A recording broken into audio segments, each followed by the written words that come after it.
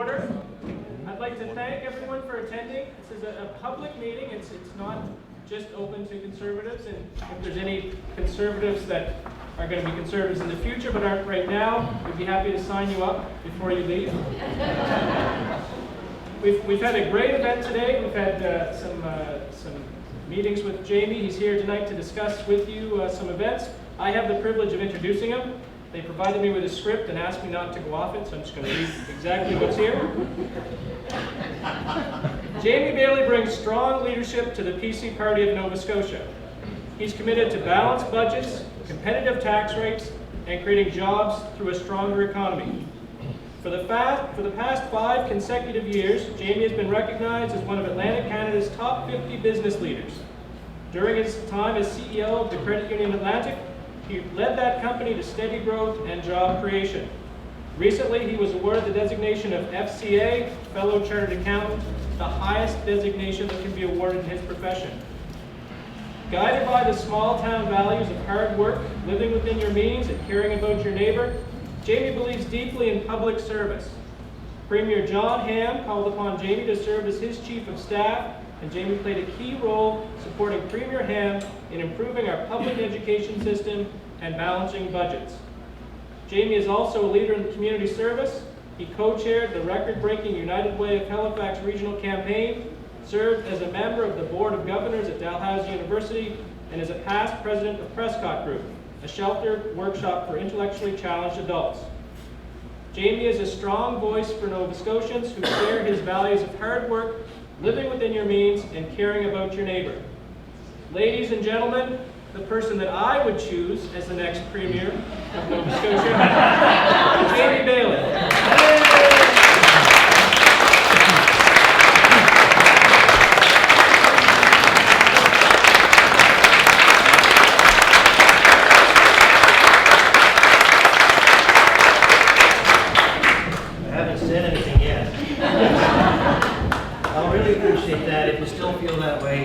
By the time that I'm done. I just want to tell you how exciting it is for me to be here tonight. I know it's a beautiful night in summer here in the Valley, and to see so many people come out to compare notes on not only what has gone wrong with our province over the last few years, but also what continues to go right, because I am determined that we will always look at both. So Tom, thank you for the introduction. I am the boy from Truro who has a family from Pictou County, grew up in Truro, went to Halifax to go to school and to get a job, and then last year when I ran, moved to Cumberland County and represent one of the more rural and agricultural ridings of the province in Cumberland South. So that covers an awful lot of ground. But I know that you're sitting there thinking, but what about the Valley? And I just have to confess, I cannot help the fact that I wasn't born in the Annapolis Valley. Like many of you were, you're very fortunate to have been born in such a beautiful place. And I can't change that about myself, but I tell you, I did something really smart a few years ago, recognizing that when I come to the Valley, I can't look you in the eye and say, I'm from here. So I can't do that. So what I did, I married a Valley girl. My wife Sandra is from Middleton. She's a former Princess Middleton, which I'm very proud of, in the Apple Blossom Festival of 19 something or other. So she's a beautiful woman. She's very smart. We have 2 lovely daughters. And I just want you to know, genetics works because our daughters, they have the perfect combination for our family. They have their mother's looks and their mother's brains. It's the perfect combination. So we're here tonight to, as we have been all summer long, all across the province, meeting with people in their own communities to hear from them. I don't intend to talk for a long time. I know that will cause some applause from the members of the PC caucus that are here, but it's true. I don't intend to talk for a long time. I want to give you a few ideas just to get the discussion going, and then really tonight is for all of you. But before I get into that, I also want you to know that tonight here in Annapolis Valley, we had our first meeting of the PC Super Caucus. That is all of the current sitting progressive conservative MLAs and all of the candidates that we have nominated from across the province to date. We will have more of these meetings, and I really hope that the next time we have a Super Caucus meeting, we have some great, new, exciting, dynamic, nominated candidates from the Annapolis Valley to join our Super Caucus. So we picked here first for that meeting. And if you don't mind, if you haven't already met them, I am joined tonight by PC MLAs who are working really hard for their own areas and for the whole province in the House of Assembly. And they are Alfie MacLeod, who is the member for Cape Breton West,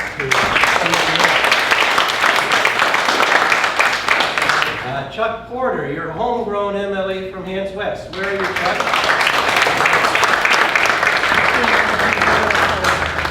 Keith here. Keith is our caucus chair MLA from Detroit. He's at a meeting with the fire chief. So I'm looking around the room. Who am I missing? Somebody who's an MLA put up their hand. Eddie Orrell, the newest MLA of all in Nova Scotia, the MLA for Cape Breton West.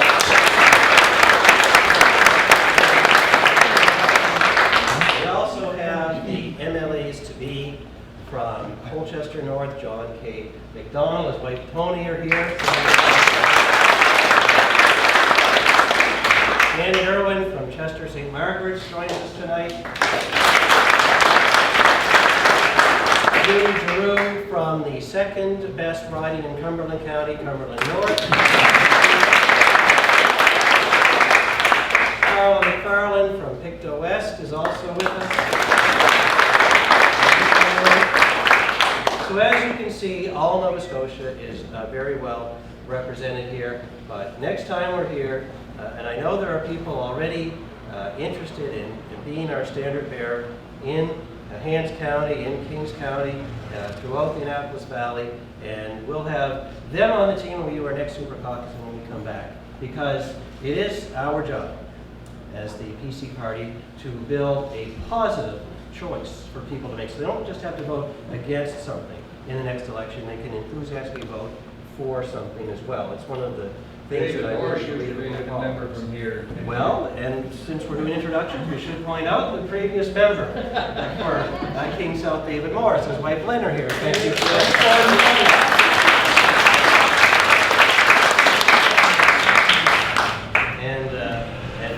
Ladies and gentlemen, anyone else that I've missed, it's only because we got to move on with time, but I really appreciate all the people that are here.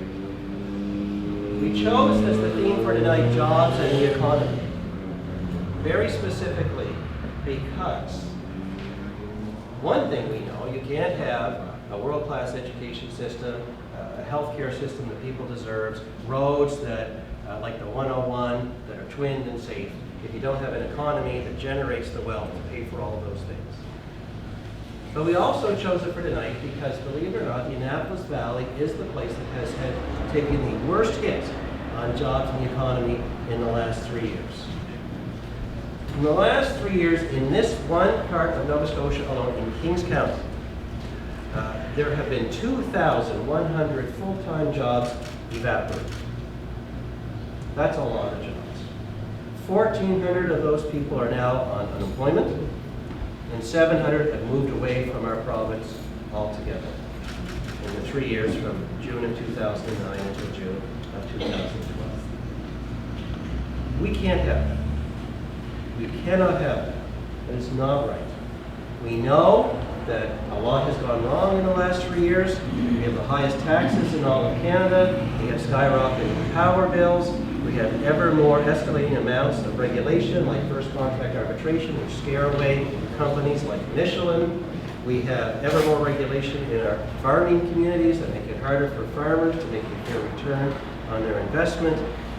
The government looks at these problems and decides that the right thing to do is to bail out companies that are going down, to give massive handouts to companies like the Irvings that don't need them, hoping to buy or at least rent a few jobs along the way.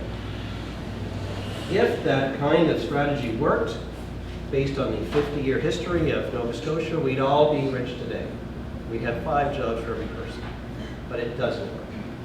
And I know that when people elected the NDP 3 years ago, that they truly thought it would be an experiment, that it would be worth trying, not you people necessarily, but other voters did, that it was time for something new, but they've been let down because far from being different, the NDP have actually stepped on the gas pedal with more bailouts of large foreign companies, with more regulations than companies are already here, like Michelin, with higher taxes, skyrocketing power rates that they say is somebody else's responsibility and not theirs, and the jobs have been gone as a result. It doesn't take a CEO or an economic genius to tell you that you can't have the highest taxes in the country, you can't have skyrocketing power rates, you can't have more and more regulation and have a growing economy at the same time. You just can't. So the message that I want to share with you tonight is that all of those things have gone wrong. But it does not have to be that way. It doesn't have to be this way. Anyone can criticize what's gone wrong, and I've just done my share of that. I'll move on from that now, because for too long, I have heard, you have heard, we've all heard, that's the way it is. This is a have-not province. We're a have-not province. We're a have-not province. There are no jobs. The wages are low because we're a have-not province. Well, I'll tell you something. This is not a have-not province. Nova Scotia area of a great province. We have all it takes to succeed economically and socially. We have great natural resources. We have great industries like agriculture and manufacturing that can churn out real jobs and opportunity. We have great people. We have great universities like Acadia that generate the highest number of university graduates and the highest number of researchers and PhDs per capita in all of North America, right here. This province has all it takes to be great again. So if anyone tells you it has to be this way, it has to be dismal, it has to be sad, it has to be dark, because we have the highest tax in the country and we're a have-not province, you tell them we are not a have-not province. We have everything it takes to be a great province. But what holds us back is a government that actually wants you to believe that you have to bribe companies to come here and create jobs, that you have to pay the highest taxes in the country in order to get good health care or a good school system. Oddly, we actually have the worst of all worlds. We have the highest taxes in all of Canada, but we don't have the best health care in all of Canada. We don't have the best schools in all of Canada. We certainly pay the highest CEO salaries in those hospitals and schools. We pay world-class salaries at the top, while we watch real cuts happen in the classrooms and in the emergency rooms. And that's not right.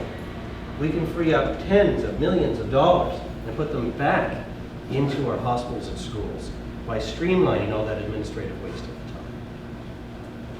And yes, power rates are very important to get right, because people need to be able to afford the basics of life like electricity, and we know that one of the ingredients to creating a growing dynamic economy are affordable power rates.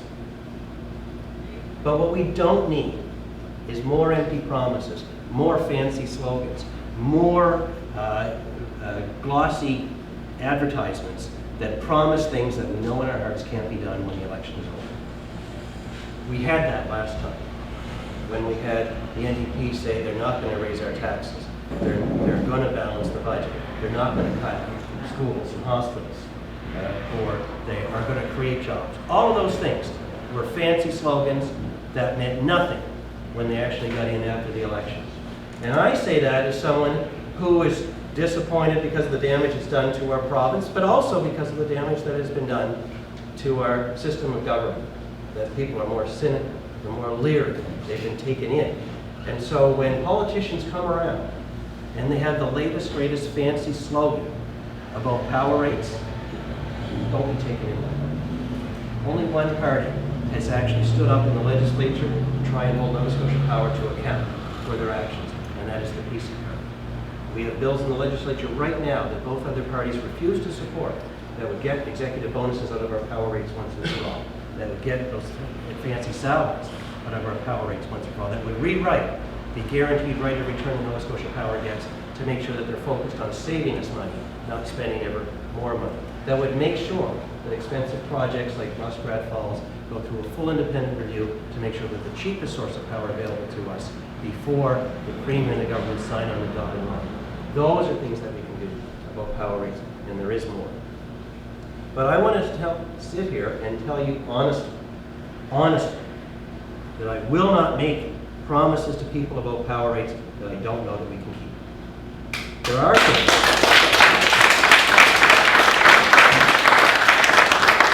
There are things I won't do to win an election, and one of them is that, to make empty promises that I know in my heart can't be done, and try and explain it away all later. That happened in the last election, it's already happening in the run-up to this one, and it's not right. The truth of the matter is that we should hold Nova Scotia Power to account for things like those executive bonuses and other things that are way out of line.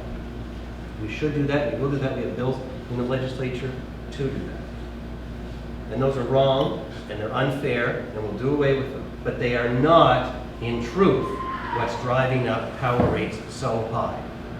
Because power rates are measured in billions of dollars, not in a million here or a million there. The truth of the matter is that the NDP like it when we're mad at Nova Scotia Power because it distracts from what's really driving up our power rates. And only one party has had the guts to point the finger at what's really driving up power rates. And that is that rather than look at real, honest-to-goodness alternative sources of power like natural gas, that the NDP have made it the law that the power company must add more and more and more expensive sources of electricity to our system with renewable targets and other targets that are out of line with what our economy can bear and what our ratepayers can afford, regardless of the cost. That's what's driving up your power rates. I happen to be someone that believes we want to have a greener future too. We want to have renewable energy too. We want to cut down on the emissions that go into our atmosphere as well. We have to pace it in a way that's affordable in people's households and that saves jobs, doesn't cost jobs along the way.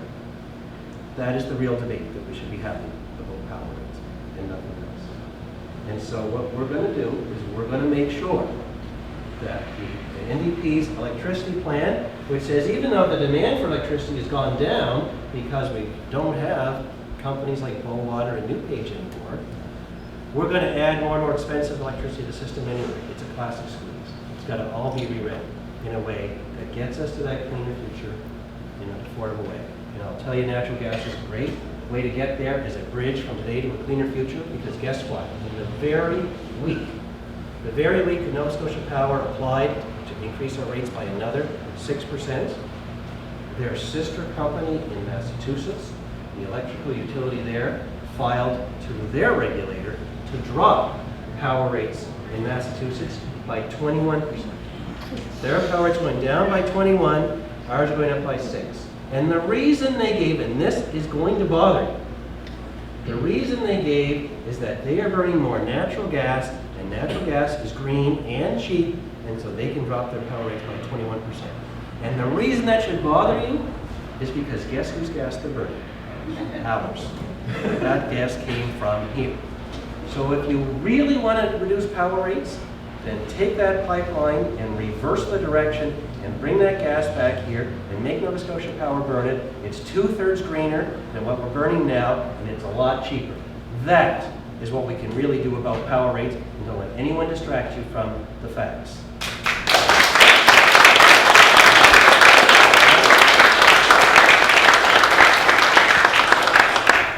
So the election that's coming up, it's very important. It's very important because the last 3 years have been very tough on Nova Scotia. Too many jobs have been lost, too many people have had to move away, the economy has gone into reverse. Companies like Michelin are now questioning whether they should be here anymore. Farmers are struggling, not just with the weather, which I can't blame on the NDP, although I try hard enough. But there is a better way. I told my party when I ran for the leadership, I will match every criticism with a positive. I'm going to finish on a positive. This is a great province. It has all it needs to succeed. It just needs a little leadership, a little planning, a little direction to our economy, and a government that has the courage to tell the truth to people about what's really going on with things like power rates. And our kids and our grandkids will be the ones that look back on this time and say, that's when Nova Scotia turned the corner to towards new prosperity. That's why you all came out on a hot August night to hear someone like me talk, and my caucus colleagues and others. Thank you very much for hearing me out. I'm going to stop now, and I want to hear from you. So thank you for hearing me out, and the floor is all yours. The economy, as you know, there are three pillars to building an economy. That's your infrastructure, your availability of resources, and of course, your manpower. The education system, we have great schools. There's no question. However, one of the areas that we're lacking in this area is the ability of a distance learning network for our mature students. And the present government has not done anything in that direction. We have young kids that are giving up, that for whatever reason, left school. And they have to quit their jobs, some of them got banding, so they can get that English course, so they can go back to NSEC to enter into the trades. I'm just hoping that somewhere along the line, this is recognized as part of the economic development for here, so that we can put a distance learning content management system, so the person can take it from home. It's strange. You can take a post-grad course right now from St. Andrews University in Scotland from your kitchen, but we can't get grade 12 English. And this is what we need for our younger people in the workforce to be able to go forward. That would be a bonus. That is a great point. John Kenneth Galbraith, the famous economist, once said that most people think the answer to economic underdevelopment is massive infusions of capital. But he doesn't agree with that. He said they're wrong. The answer to economic underdevelopment is massive infusions of education. And I think he's exactly right. Education is investment in the future of our economy and our children, not an expense. Cutting special needs teachers and reading recovery assistants and literacy mentors and all of those things are getting cut now is the stupidest thing that a government can do for the long-term prosperity of our province. Never mind what it does to children that need special help. When I went to school, when many of you went to school, a lot of people that we know, I know some from Truro, dropped out in grade 8 or grade 9. They went to work in the woods. They went to work in a fishing boat. They went to work at Stanfield's under. Those jobs are not there like they used to be. If you're going to succeed in the economy of today, your kids, they need to get all the way through to grade 12 and as high as they can possibly go, whether it's with a trade, or whether it's on university, or whether it's doing research, or whatever it might be. We need to get them there. So we have to put those supports in place for those kids to be able to soar as high as they can go. That's what John Kenneth Galbraith was talking about. That's why we say, why are there no cuts at the top of the system with our 10 health authorities and our 8 school boards and all the CEOs and vice presidents and directors, but yet the cuts are at the classroom? It's wrong. It's wrong. So we're going to cut at the top and use that money to put it back in classrooms. Distance education, just very quickly. The NDP answer to distance education is that we should have a TV studio in downtown Halifax that beams out classroom talk to kids around the province. I mean, that is ridiculous. That's not distance education at all. In my riding, one of the best high schools has 80 kids advocate district high. They have the best academic results in the province. You know why? There's some really good teachers there. And it's a very rural area. But we have students who need extra help from great teachers in math and other things all over the province. Distance education, in my view, was not about Halifax beaming its wisdom to the rest of Nova Scotia. It's about finding that terrific math teacher in Advocate Harbour and matching them up to the gifted student in Antigonish using modern technology. Put them together in a way that was never possible before. Or that student that's really struggled with reading in Centre with the best reading specialists in the province, and they happen to actually work in Gabarus Lake, Cape Breton. Match them together. That's what distance education is. Then everybody has a chance to get access to the best teachers that we have and get through to grade 12 and beyond. That is the kind of policy that we intend to implement if we're given the chance. So I hope that answers your question. Yes. Well, we broke the ice, so now we can all have at it. Actually, I'd like to take that a little bit further, because as you can see, I wasn't in high school yesterday either. But when I was in school, I attended my elementary school in a school that had 8 grades in one room. And we learned. We didn't have to, and we had one teacher. When I got to the 9th grade, I had a classroom of 30 students. I was one of. Again, we learned. Now I'd say there are always some students that learn better than others, and that's got nothing to do with the system. And I think that's one of the problems with our system, is that it seems to think the system should fix that problem as well. So I guess my question is, isn't it better to not worry, not try to sink, as you say, put a lot of money into our system, but look a little bit at the past and look at what worked and what didn't work. And I think that's the biggest problem with our education system. I'll just make another thing. You mentioned trades. When I got out of high school, we had a new system that had started up recently. At that time, we called them technical institutes. They're now called community colleges. You didn't have to have a grade 12 education to get into that. You wanted to learn a trade? If you had grade 9, of course, maybe grade 9 was a little more educated than grade 12 is today,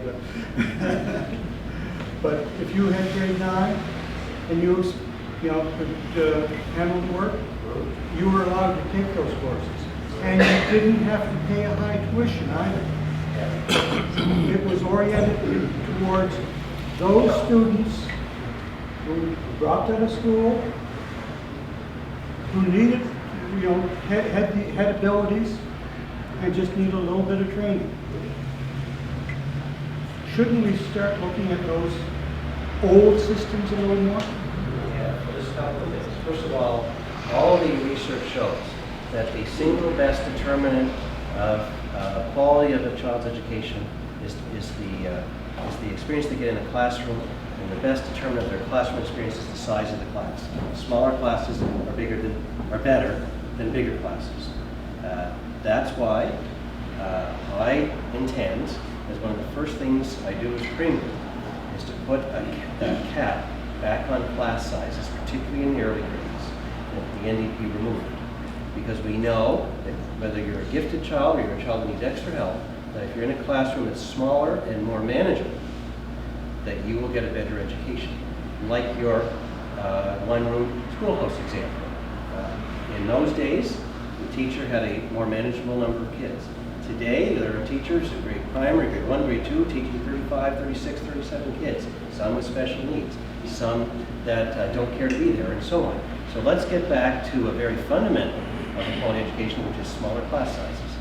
We can do that without spending more money to get there, because we do have this phenomenon where a lot of our more experienced teachers are starting to retire with TC8 licenses or more expensive licenses. They've earned it, but they're going to retire. We're going to replace them with newer and younger teachers who are full of energy and all those things, but are paid at a lower scale. That's savings every year and pay for smaller class sizes. It's one of the great things that we can do for kids. It doesn't cost any money across the system.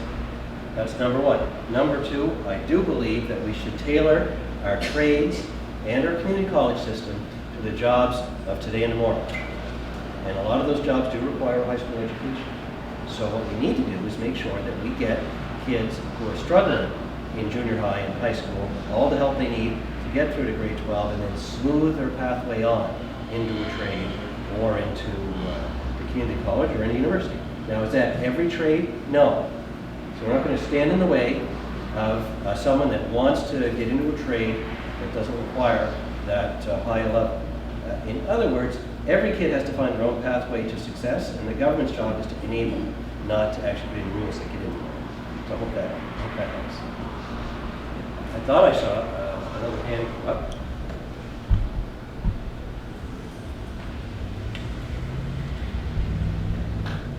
What about our roads? There we go. I'm tired of them. Now we're into it. What road do you live on? Davis Street. Oh, Yeah. okay. It's 1,000 pothole drive. Yeah, that's the pothole. So I can First of all, the best thing that we can do for our roads. I'll use the 101 as an example, the twinning of the 101, which actually we committed to when we were in government, and we're going to get there someday. I'll say the same thing to you as I said down in 103 and South Shore a few weeks ago after they had a series of horrible accidents on the 103. The best thing we can do for our roads is to get the province's books in order, to get the economy going, so we can afford to pay for those important upgrades sooner rather than later. That's number one. Well, isn't that what our gas tax is supposed to be going for? You just read my mind on number two. Number two, every single year that we're in government, we will send to every Nova Scotian an audited statement of all the money that was collected on gas taxes and everything it got spent on. Because gas taxes are meant for the roads. And you ought to know from an auditor that that's where it all went. Then, when you go to the gas pumps and you realize that 40% of what you're paying is taxes, you might not like it, but at least you'll know, honestly, that it's been spent on roads instead of siphoned off for something else. That's something that we can do, so we can be honest with people about where their tax dollars are going. That's point. Number three, road work should be done and prioritized on the basis of safety, collision rates, accidents, deaths, and traffic volumes, and economic need, and not politics. If we do that, 101 goes a lot higher on the list than it is today. And I'll give you an example, 5-year highway plan. They have said, we're going to be upfront with people and show them what the roads we're going to do for the next 5 years. 101's not on it. That's another 5 years for a road that is known to be dangerous, has one of the highest collision rates, and so on and so on. So the priorities are mixed up. So I think it's a good idea to have a 5-year plan to pave the roads and show people what they are. But we should also show them how those roads were chosen. And they will be chosen on the basis of collision rates, accidents, deaths, traffic volumes. Well, there you go. So that's how we get at the roads, in my view. And I think, even if, what I hear from people is, I know we can't pave every road today. I get that. I just want to know I'm on the list somewhere. You know, in my riding, there's a road called the Lower Machan Road. It was voted as the second worst road in Atlantic Canada by the Canadian Automobile Association the last 3 years running. The last time they had a stick of paving or even patchwork done on that road was 45 years ago. 45 years ago. I know that. This is my riding, and the constituents of mine that live on that road, they actually have pictures from the last time the paving machine went up the road. That is not right. That is not right. I will proudly tell you, they're repaving it right now.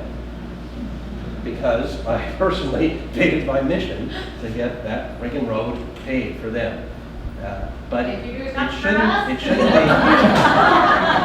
No, there are several people in this room I know that will be able to someday. But on the basis of the right criteria. That's what we have to do. Jamie. Oh. What would your government do with the asphalt plant? You see, there's this thing called eBay.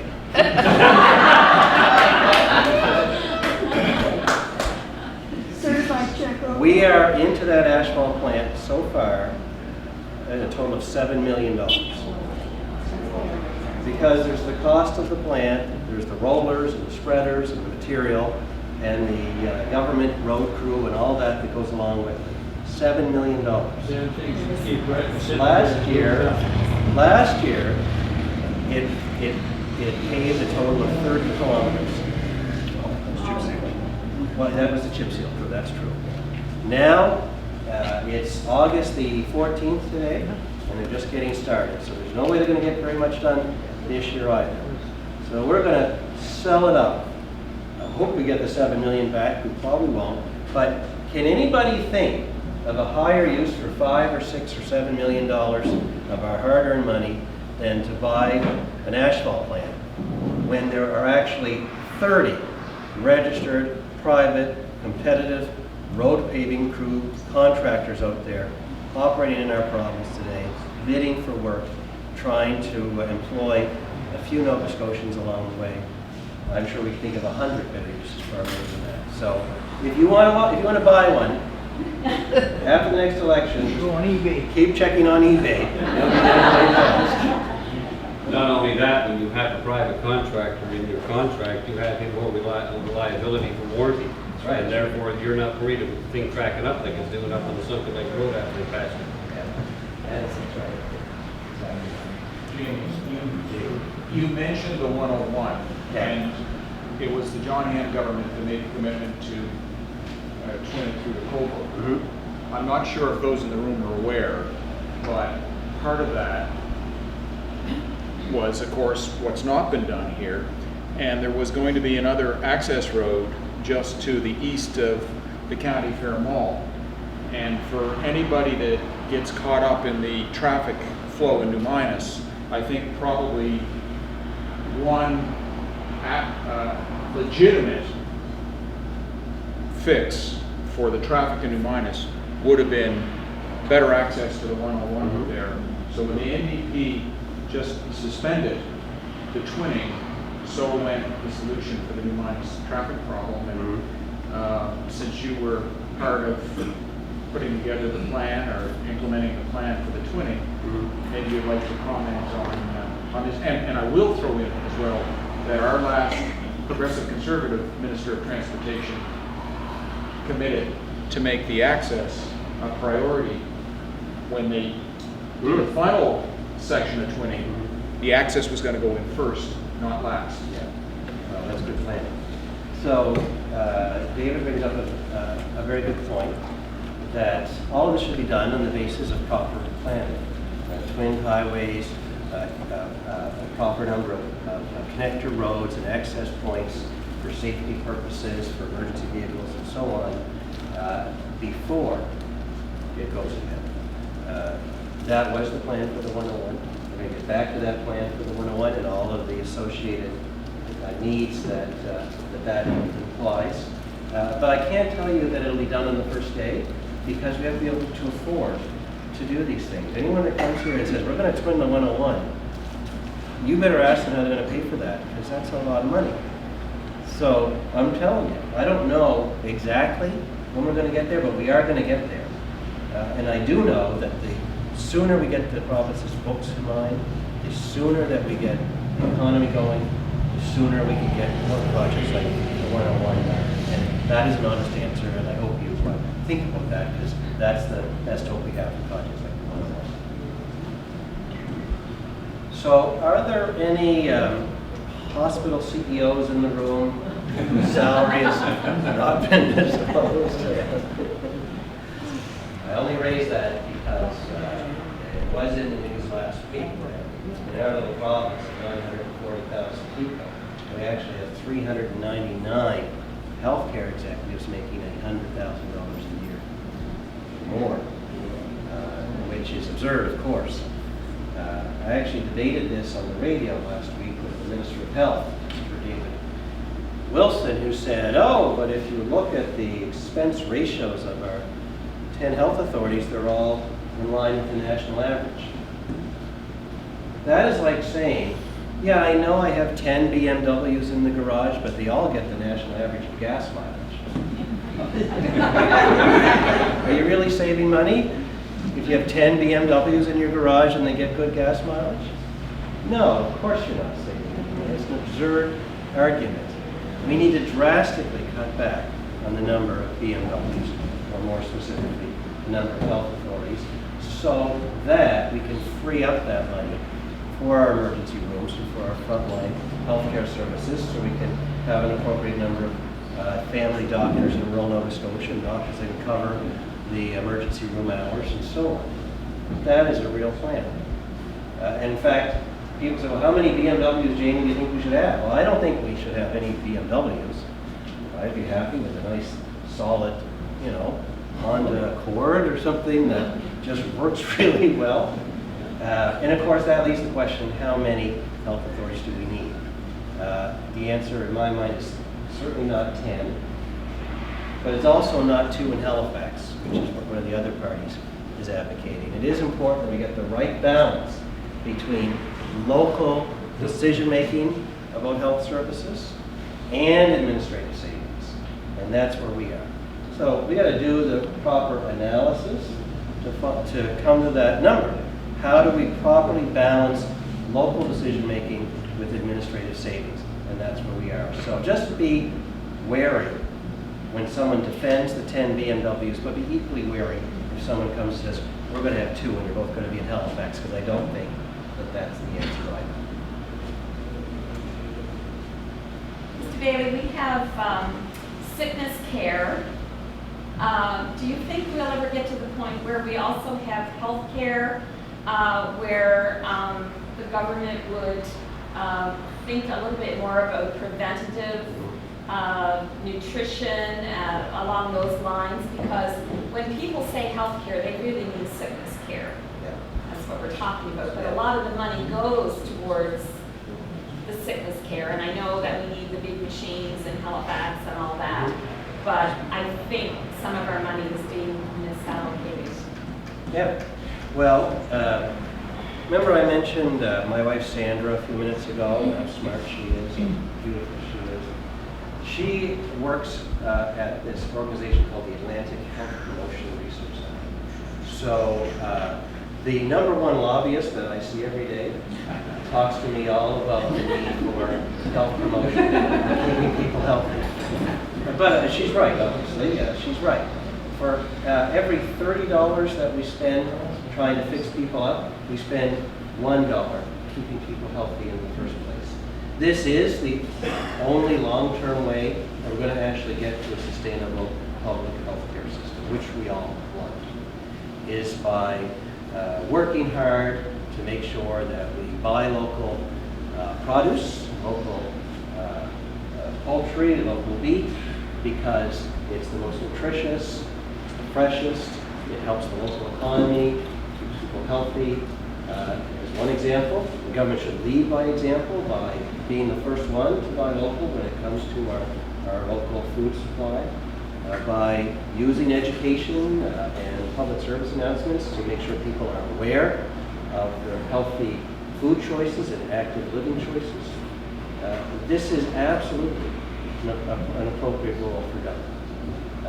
I think you all know, and I hope you're not insulted when I point this out, Nova Scotia does not have a good record when it comes to population health. We have some of the highest incidences of chronic disease, of alcoholism, and obesity, and so on. So we have to address those if we're going to have a sustainable healthcare system.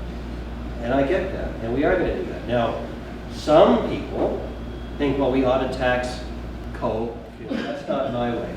I don't think that's the right way. So don't worry about that.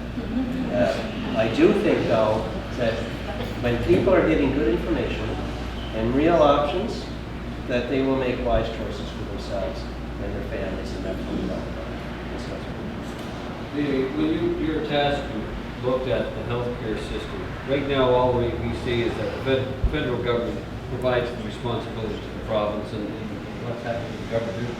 They're throwing money at a problem and they haven't identified the problem. That's basically it in a nutshell. They don't know where they're going. The rudder's lost. But looking at things like physician's assistants, nurse practitioners in rural areas to take the load off. These people were trained, some of these people are trained by the Justice Institute. They're used in Ontario, they're used in the North, they're used with great success. And somehow in this province, we're not even looking at that. And now you have a small clinic with a nurse practitioner or a physician's assistant to take the load off. These people are emergency trained. You've got a reasonable cost, in especially rural in Nova Scotia, where it's 90% of it is. But no one has even broached that. That's right. And yet the answers are all there. Yep. You just identified something. But sometimes in Nova Scotia, we act like we're the only one with this problem in healthcare, or in lots of other things. When in fact, there's 9 other provinces, 50 states, and 191 countries, all grappling with some of these same problems. And I happen to believe most of the answers to sustainable healthcare are already out there somewhere. Whether it's the state of Oregon, or the country of Norway, or the province of New Brunswick, which went from 8 health authorities down to 2, or whatever. Those are some great examples. Get the right health professional for the right problem in front of the right patient at the right time. That is exactly how we create a sustainable healthcare system. But again, so if these people are not approved in this province, Well, we've got to- because we don't agree with believe it. it. Well, we gotta be open-minded. That's right. It's not just about more money. No.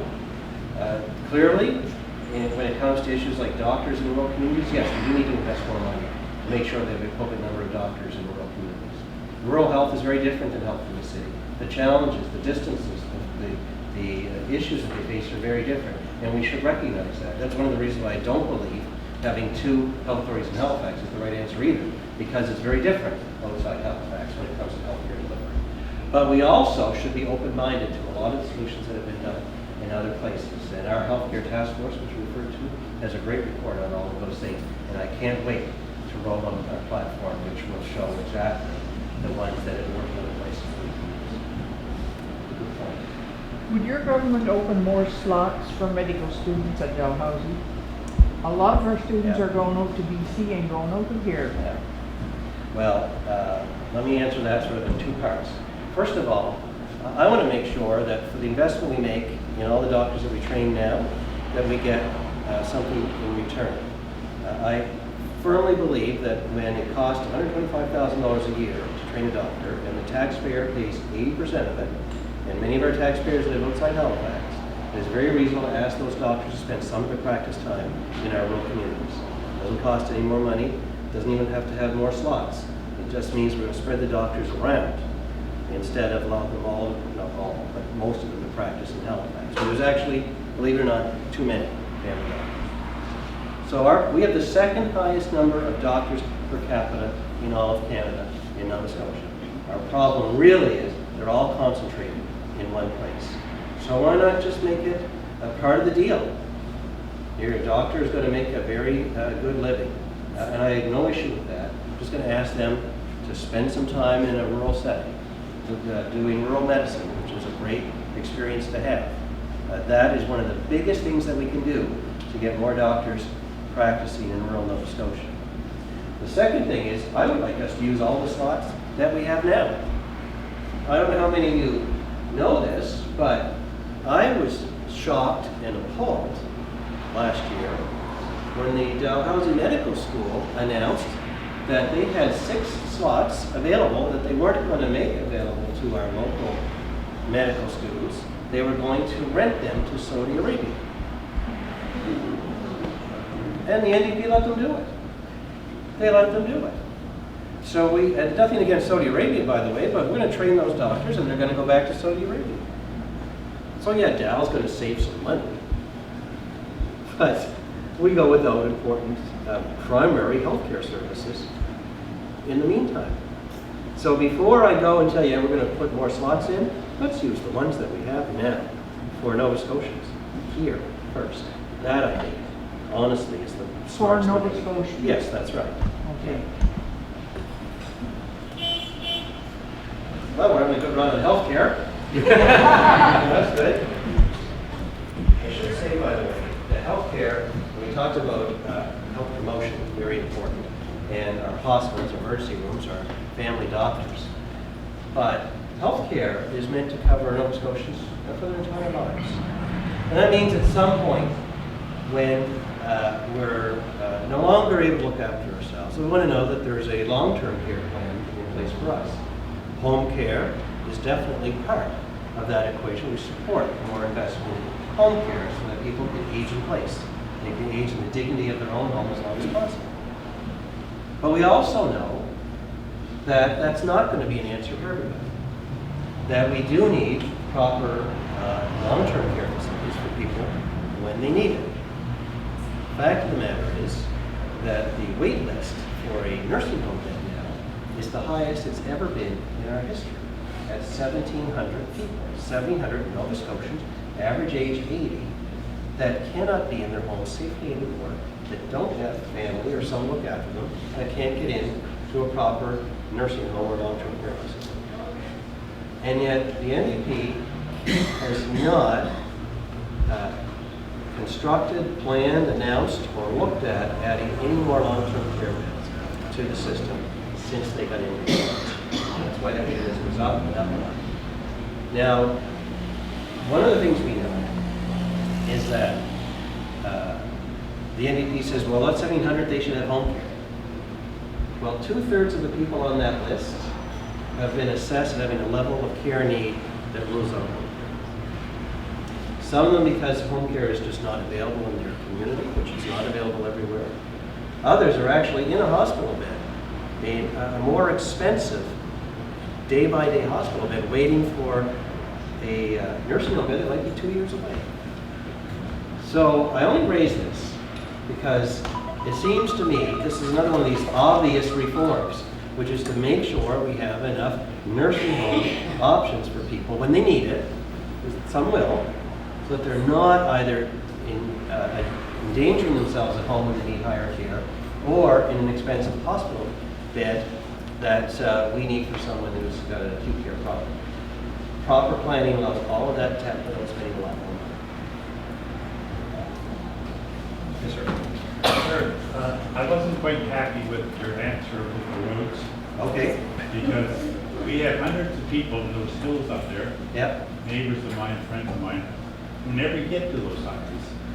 They try to drive over the roads we have, they disappeared, Yeah. and they're driving in the ditches. Yeah. And if we can do that, we'll go to the fields. Yeah. So much so that people are making a real joke of it, like 1,000+ pothole street. Yeah. You know, so we have, people need to do their job. Yeah. But people have stories about broken ankles, lots of stories about smashed up vehicles, Yeah. and come up and see us sometime. I will. Ask Chuck Porter, I had him over the road today. Okay. Well, you know what? I'd like to take a drive on this 1,000 pothole road. I will. I will do that. I think they were all there. Well, let me Take a camera crew with you. let me thank you for saying that, because I very much appreciate when people get up and say I have a different view, because we just want to get to the right answer.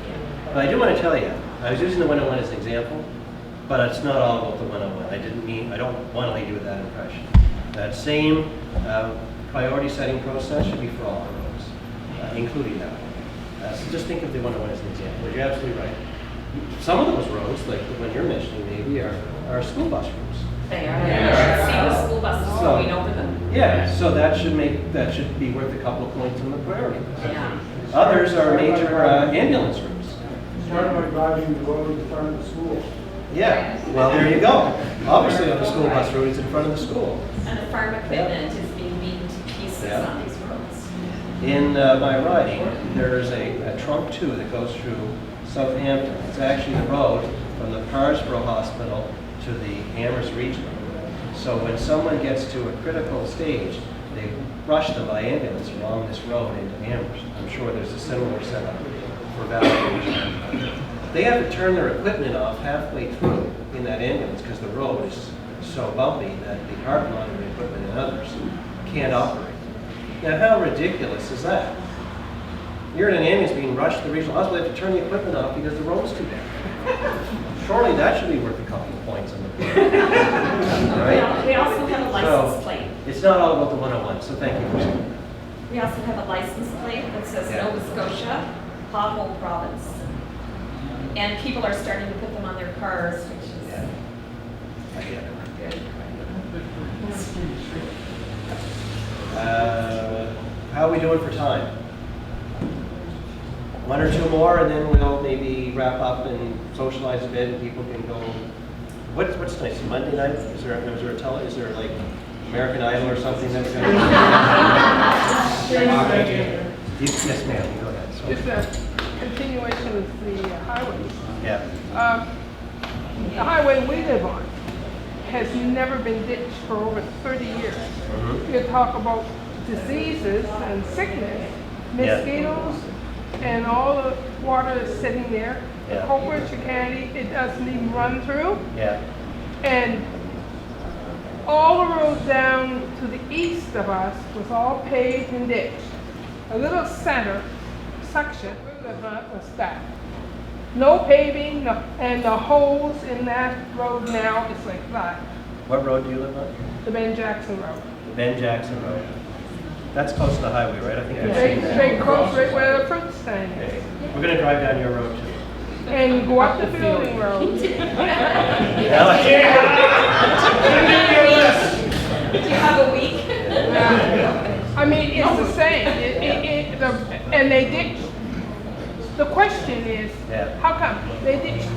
the farthest up Yeah.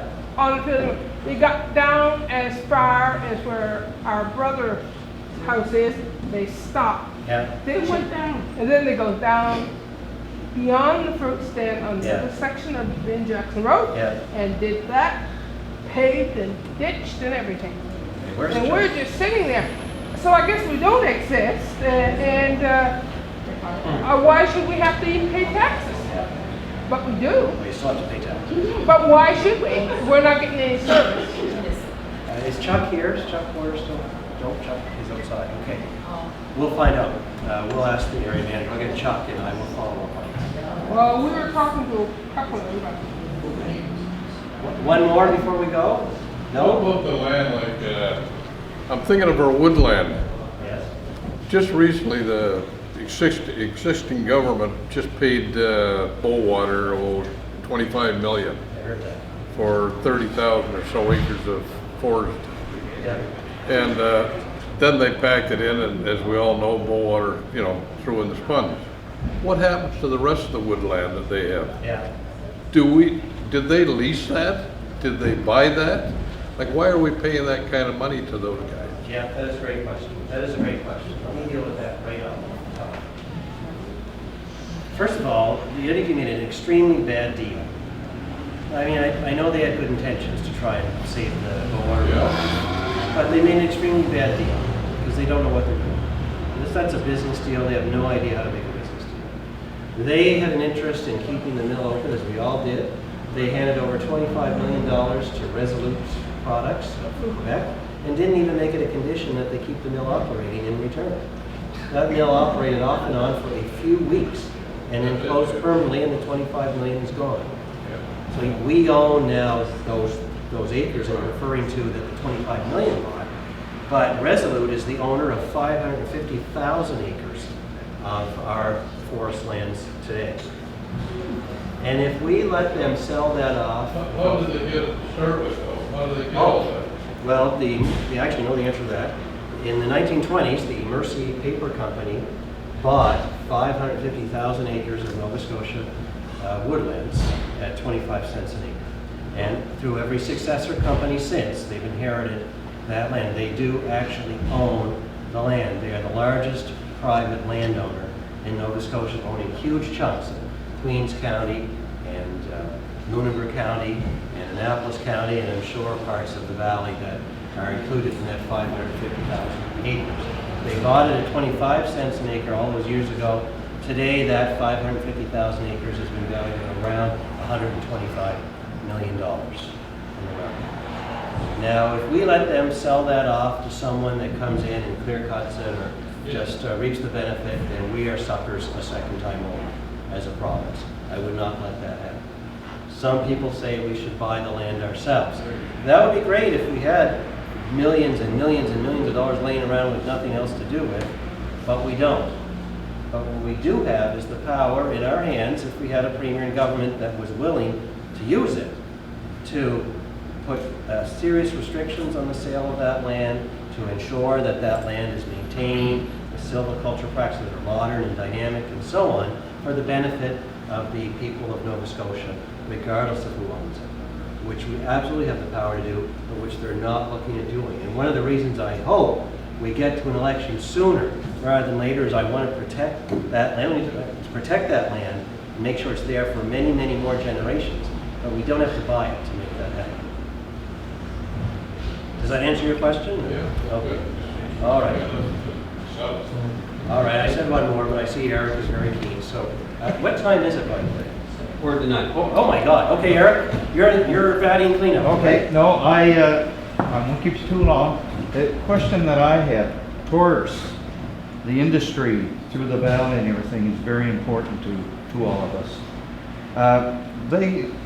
The ferry that was down in the Yarmouth area, where they're coming up through the South Shore and through the valley here, we are suffering quite badly right up to this part of the valley, the sector 2. Do you have anything you would like to say about that? Sure. A lot.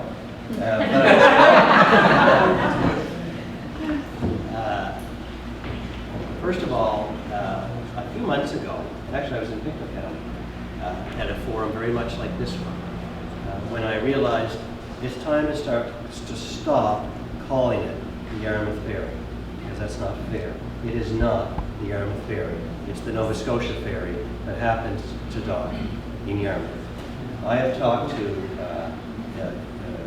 store owners, people that work in tourism, innkeepers, motel operators in every part of this province who can tell you the devastating effect that the loss of the 90,000 vehicles that came across on the Yarmouth Ferry, the Nova Scotia Ferry, that docks in Yarmouth, has had on their business.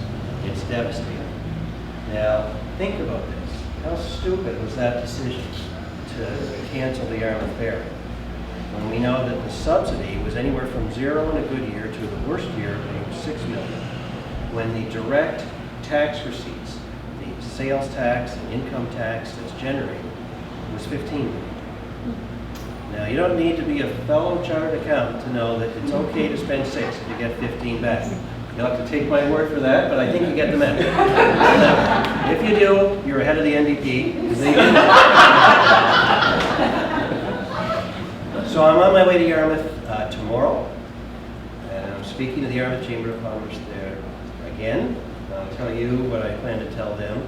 The PC government is going to work with the business community there to get a ferry that docks again in Yarmouth, because every day that goes by makes it harder to get that business back. And so it's an urgent matter to restore the Nova Scotia Ferry to Yarmouth.